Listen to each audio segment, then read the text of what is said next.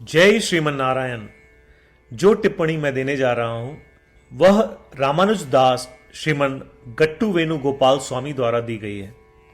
अध्याय 18 मोक्ष संन्यास योग, श्लोक 19। ज्ञानं कर्म च कर्ता च त्रिधैव गुणभेदतः प्रोच्यते गुणसंख्याने यथावत् शृणुतान्यपि। ओम। गीताचार्य श्री कृष्ण परमात्मा अर्जुन सहित हम सभी को मोक्ष संन्यास योग सिखा रहे हैं। परमात्मा कह रहे हैं, अर्जुन, जैसा कि मैंने पहले बताया, प्रत्येक कार्य के पीछे 3 प्रेरक होते हैं, अर्थात ज्ञान, क्रिया और कर्ता। शास्त्रों के अनुसार ज्ञान, करने योग्य कार्य और कर्ता, ये तीनों 3 गुणों के आधार पर 3 प्रकार के होते हैं, अर्थात सत्वगुण, रजोगुण और तमोगुण। अब मैं तुम्हें इसके बारे में विस्तार से बताता हूं। ऐसा कहकर श्री कृष्ण परमात्मा यह समझाने की तैयारी कर रहे हैं कि ज्ञान 3 प्रकार का होता है, सात्विक, राजसिक और तामसिक ज्ञान। ठीक उसी प्रकार इसे किया जाने वाला कार्य और करने वाला कर्ता भी 3 प्रकार के होते हैं, सात्विक, राजसिक और तामसिक। श्री कृष्ण परमात्मा की शिक्षाओं पर ध्यान देते हुए, सब कुछ सात्विक तरीके से करने का प्रयत्न करते हुए और सब कुछ श्रीमन नारायण की सेवा के रूप में करने का प्रयास करते हुए, श्रीमन नारायण को प्राप्त करना अपने जीवन का लक्ष्य बनाते हुए और केवल श्रीमन नारायण की शरण लेते हुए, आइए हम प्रयत्न करें श्री कृष्ण परमात्मा के वचनों को श्लोक के रूप में ज्यों का त्यों दोहराएं।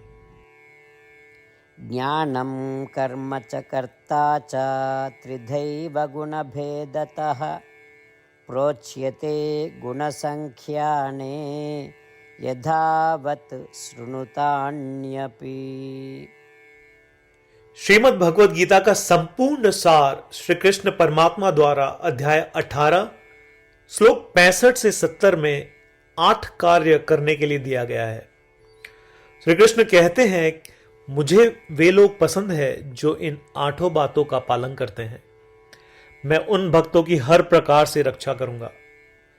श्री कृष्ण परमात्मा द्वारा बोली गई संपूर्ण भगवद गीता को सुनने के बाद अर्जुन कहते हैं, करिष्ये वचनम तव, जिसका अर्थ है, कृष्ण, मैं वैसा ही करूंगा जैसा आप कहेंगे। यही कारण है कि श्री कृष्ण ने अर्जुन को सभी प्रकार की सफलताएं और जीत प्रदान की है। आइए परमात्मा को वचन दे कि हम इन 8 कर्मों का पालन करेंगे। ऐसी कोई पूजा, तप या यज्ञ नहीं है जो परमात्मा को यह शब्द देने से बढ़कर हो। मैं कहूंगा कि ये 8 प्रतिज्ञाएं हमें करनी चाहिए। कृपया आप सभी इन्हें अपने दिल और दिमाग में सोचें।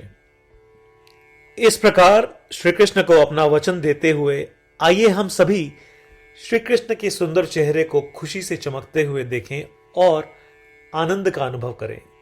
जय श्रीमन नारायण। ये है हमारे 8 वचन। हमारा पहला वचन, हे श्रीमन नारायण, जैसा आपने निर्देश दिया मैं हमेशा आपका ध्यान करूंगा और आपके बारे में सोचूंगा। हमारा दूसरा वचन, हे श्रीमन नारायण, जैसा कि आपने सलाह दी मैं हमेशा आपका भक्त रहूंगा। हमारा तीसरा वचन, हे श्रीमन नारायण, मैं अपने सभी कार्य आपकी सेवा के रूप में और आपकी संतुष्टि के लिए करूंगा। हमारा चौथा वचन, हे श्रीमन नारायण, जैसा कि आपने अनुसरण करने के लिए कहा था, मुझे पूरा विश्वास है कि मैं आपका हूं और मैं हमेशा अपने हाथ जोड़ूंगा और आपको नमस्कार करूंगा। हमारा 5वां वचन, हे श्रीमन नारायण, मुझे आपके शब्द मामेकम शरणम व्रज याद आते हैं, जो आपने सिर्फ और सिर्फ आपको ही समर्पण करने को कहा था। श्रीमन नारायण, मैं केवल आपके प्रति समर्पण करता हूं। हमारा छठा वचन, हे श्रीमन नारायण, मुझे आपके शब्द मां शुचः याद आते हैं कि आप हमें शोक न करने का आश्वासन दे रहे हैं। मैं अब शोक नहीं करूंगा।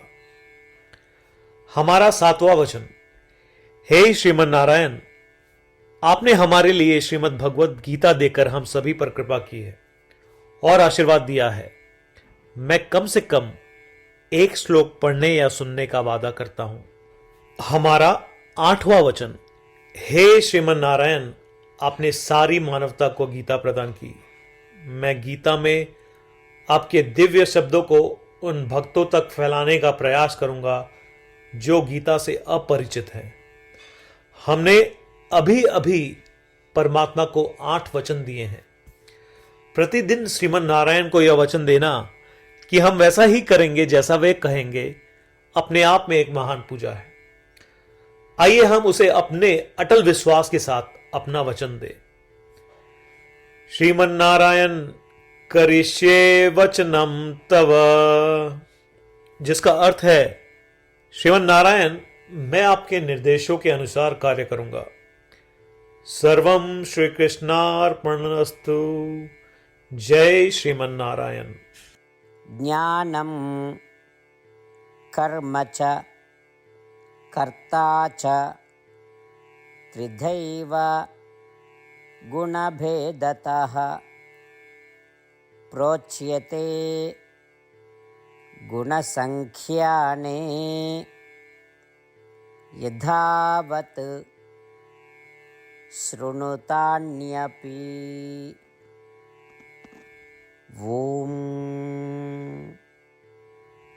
ज्ञानं कर्म च कर्ता च त्रिधैव गुणभेदतः प्रोच्यते गुणसंख्याने यथावत् शृणुतान्यपि।